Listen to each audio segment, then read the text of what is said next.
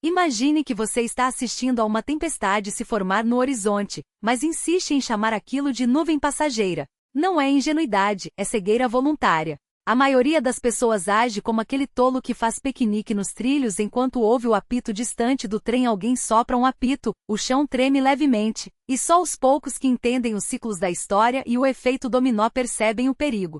Os outros só acordam quando o teto desaba, perguntando entre gritos: por que eu? Por que agora? Não estamos falando de notícias. Estamos falando de lógica de sobrevivência. Olhe ao redor. A China aperta o cerco nas águas de Diaoyu, a Rússia acende pavios na Ucrânia, e Macron voa para Pequim como quem busca um paraquedas antes da queda. Junte esses fragmentos. Se ainda não vê que o mundo está sendo reescrito à força, melhor ficar longe de investimentos e de análises geopolíticas. Você será triturado até não sobrar nem os ossos. Aprendi uma lição crucial nos mercados. O perigo real nunca anuncia sua chegada com fanfarra. Ele se aproxima sorrateiro, explorando a complacência, como um campo minado que só explode quando você pisa. Veja o que acontece no leste asiático, a cooperação militar sino-russa, os voos conjuntos sobre o Pacífico, o cerco estratégico. Nada disso explode como nos filmes de Hollywood. É como empilhar pólvora em barris, a faísca pode vir a qualquer momento. O Japão, nesse cenário, é o ponto frágil esmagado entre dois gigantes. Sim, é o aliado mais importante dos Estados Unidos na Ásia, mas é justamente essa posição que o torna vulnerável. Está espremido entre a China, com suas ambições históricas e poderio econômico, e a Rússia, com seu apetite territorial e experiência em guerra. Confiar a segurança a um protetor que está ocupado apagando incêndios do outro lado do mundo é como apostar a vida em um salva-vidas que não sabe nadar. Você está, literalmente, fazendo um short na sua própria sobrevivência. Vamos falar de Diaoyu. Não perca tempo com discussões infantis sobre quem tem mais direito às ilhas. Para estrategistas, esse conflito é um termômetro e um teste de estresse. Quando os navios da guarda costeira japonesa e os da China se encaram, não é uma disputa de quem grita mais alto. É o choque de dois sistemas operacionais incompatíveis prestes a travar. Lembra do experimento de Pavlov? O Japão foi condicionado por décadas, basta um sinal dos Estados Unidos, e a resposta vem automática. Mas agora o mecanismo está falhando. A aliança sino-russa não é coincidência, é o efeito Lollapalooza, onde múltiplas forças convergem para um mesmo ponto, criando uma pressão insuportável. Pequim e Moscou sabem que sozinhas não têm chance contra o domínio americano. Mas juntas, a China traz o poderio econômico, a cadeia industrial e a tecnologia. A Rússia oferece a experiência militar testada em combate e a resiliência contra sanções. Quando essas duas forças se encontram no leste asiático, o Japão é o ponto de pressão, o parafuso que vai estourar primeiro. É por isso que depender de um único aliado é um erro fatal. O Japão está acordando para uma verdade amarga: sua margem de segurança evaporou. Cada aproximação chinesa exige uma resposta, mas reagir demais é arriscar um conflito, e não reagir é admitir fraqueza. É a armadilha clássica. Preso entre dois rochedos, um passo em falso e você é esmagado. Agora, olhe para Macron. Muitos o chamam de traidor, de ingênuo. Mas ele não foi a Pequim fazer amigos, foi calcular custos. Os europeus podem até reclamar, mas não são idiotas.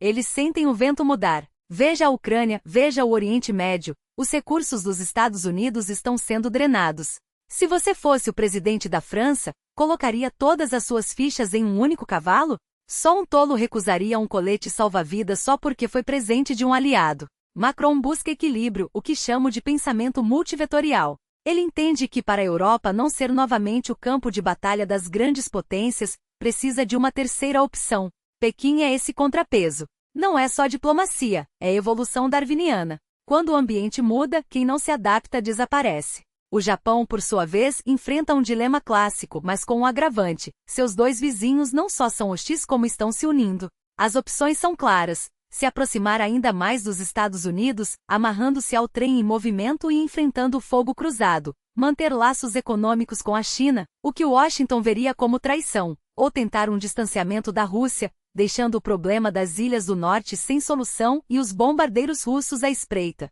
O cérebro humano odeia inconsistências, e o Japão foi treinado por décadas para confiar cegamente no guarda-chuva americano. Mesmo que esse guarda-chuva esteja furado, mudar é doloroso, mas a realidade não perdoa. Quando a Rússia estabilizou sua posição na Ucrânia e voltou os olhos para o leste, o pesadelo japonês começou. Não são mais exercícios militares, é intimidação geopolítica pura. Os aviões sino-russos circulando o Japão não estão fazendo turismo. É guerra psicológica. Não precisam disparar um tiro, basta manter a pressão para esgotar recursos, criar pânico na população e deixar os tomadores de decisão em estado de esquizofrenia. O ataque mais eficaz não é físico, é a erosão da confiança. Quando seu inimigo começa a duvidar de si mesmo, você já venceu metade da batalha. De uma perspectiva mais ampla, o mundo parece caótico, mas o que vejo é uma ordem sendo reescrita. A Ásia emerge como novo centro de gravidade, não por escolha, mas por força das circunstâncias. Como a gravidade, não importa se você gosta, pular da janela vai doer. Diaoyu, os movimentos sino-russos, as reações japonesas e americanas, a hesitação europeia, tudo isso grita a mesma mensagem. O velho castelo está sendo demolido, e um novo está sendo erguido. Se você se deixar levar pelas manchetes diárias, reagindo a cada crise como se fosse um evento isolado, será como aquele investidor que, diante de um crash iminente, ainda tenta encontrar padrões nos gráficos. A verdadeira catástrofe sempre vem daquilo que você jurou que nunca aconteceria. Quando o risco se torna rotina, a reação humana passa da negação à indiferença. É aí que mora o perigo. A história mostra que as guerras muitas vezes começam nesse momento de anestesia coletiva, com um pequeno erro de cálculo. Então, anote bem, não confie em aliados que só aparecem quando convém. Na mesa de negociações, lealdade é moeda de troca. Observe as forças subjacentes, não as ondas superficiais. A aliança sino-russa não é acidental, é estrutural, e o conflito é inevitável. Mantenha a racionalidade, mesmo quando ela for brutal. Não julgue a geopolítica com o coração, mas com cálculos de interesse e poder. Quero que essas palavras ecoem, mesmo sabendo que a maioria vai ignorá-las. As pessoas preferem ilusões reconfortantes à verdade incômoda. Mas se você é daqueles que pensam, entenderá que cada movimento hoje é um presságio do que está por vir. Se não quer afundar na próxima tempestade, comece a construir seu abrigo agora. Vamos falar do elefante na sala, os Estados Unidos. O Japão só ousa desafiar a China em Diaoyu porque acredita no apoio americano.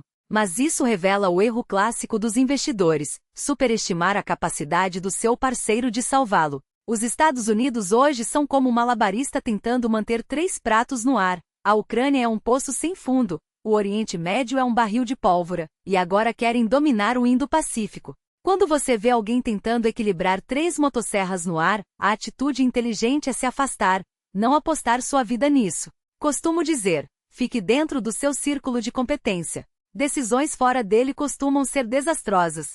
Os Estados Unidos estão com um problema sério. Sua ambição estratégica ultrapassou sua capacidade de execução. A política interna está polarizada, a infraestrutura desmorona, e os políticos não conseguem nem aprovar um orçamento. Você realmente acredita que eles têm condições de proteger o Japão? Os japoneses não são ingênuos, eles veem a realidade melhor do que ninguém. O medo deles não vem da força da China, mas da percepção de que o irmão mais velho está olhando para o relógio, pronto para ir embora. Charlie Munger dizia, mostre-me o mecanismo de incentivo, e eu lhe direi o resultado. Veja o que o Japão está fazendo. O orçamento de defesa dispara, o papel das forças de autodefesa é redefinido, e até armas ofensivas, antes impensáveis, entram na conversa. É só medo da China? Não. É o desespero de quem foi encurralado. Essa mudança é estrutural. Quando um país percebe que pode ser abandonado, seu mecanismo de incentivo muda. Ele precisa se tornar um porco-espinho, pequeno, mas letal. Muitos ainda não perceberam, mas estamos assistindo à reconfiguração do caráter do Japão. Por décadas foi um país pacífico. Agora está se rearmanando, e isso é perigoso. Por quê? Porque quando você segura uma faca, tudo parece um alvo. O Japão, ao se armar para conter a China e a Rússia, acaba provocando uma reação ainda mais agressiva. É o ciclo vicioso da reflexividade. O medo leva ao armamento, que gera mais medo, até o sistema entrar em colapso. Se você não entende esse loop, nunca compreenderá por que as tensões em Diaoyu só aumentam. Não é só uma disputa territorial, é uma profecia autorrealizável. E Macron? Ele está fazendo o que qualquer gestor de fundos racional faria: diversificar. A Europa apostou tudo nos Estados Unidos e descobriu que, além de pagar preços exorbitantes pelo gás, ainda financia as aventuras estratégicas americanas. Ir a Pequim não é rendição, é criar um plano B. Na geopolítica, não existe aliança que valha arriscar sua existência. A Europa não quer ser o saco de pancadas na briga entre Estados Unidos e China. Isso nos ensina algo crucial. Se até os aliados tradicionais buscam alternativas, o Japão, com todos os ovos na cesta americana, está em uma posição ainda mais frágil. Macron age como um sinal dos tempos. Em um mundo multipolar, pensar de forma independente e manter flexibilidade estratégica é 1000 vezes mais valioso do que escolher um lado. Para encerrar, aqui vão algumas lições. Mesmo sabendo que a maioria as ignorará, porque a humanidade repete os mesmos erros. Diaoyu, as manobras sino-russas e a crise japonesa não são eventos isolados. São o começo de um terremoto geopolítico. O mundo desliza da hegemonia unipolar para o caos multipolar. Nesse processo haverá atritos, faíscas e até colapsos localizados. Se você é investidor ou só quer proteger seu patrimônio, entenda uma coisa: apostar em um único país é como apostar em um cavalo manco. A China e a Rússia jogam o jogo longo. É uma maratona de resistência, não um sprint. 2. As manchetes são feitas para vender anúncios, não para revelar a verdade. A verdade está nos orçamentos militares, nas rotas dos gasodutos, nos comunicados conjuntos que ninguém lê. É ali que se escondem os sinais reais. 3. Mantenha a cabeça fria. Quando todos ao seu redor entram em pânico ou negam a realidade, faça o contrário. Pergunte: quem se beneficia dessa situação? Quem paga o preço? Vi inúmeros gênios irem à falência por deixarem a emoção dominar. Vi impérios desmoronarem por arrogância. O Japão está à beira do pânico. Os Estados Unidos pagam o preço por sua expansão excessiva. Só os tolos acreditam que o status quo é eterno. O dinheiro inteligente já está se posicionando para a próxima era. A história não perdoa os distraídos. Se você não quer ser mais um espectador quando a próxima onda quebrar, comece a agir agora. O futuro pertence aos que enxergam além do óbvio.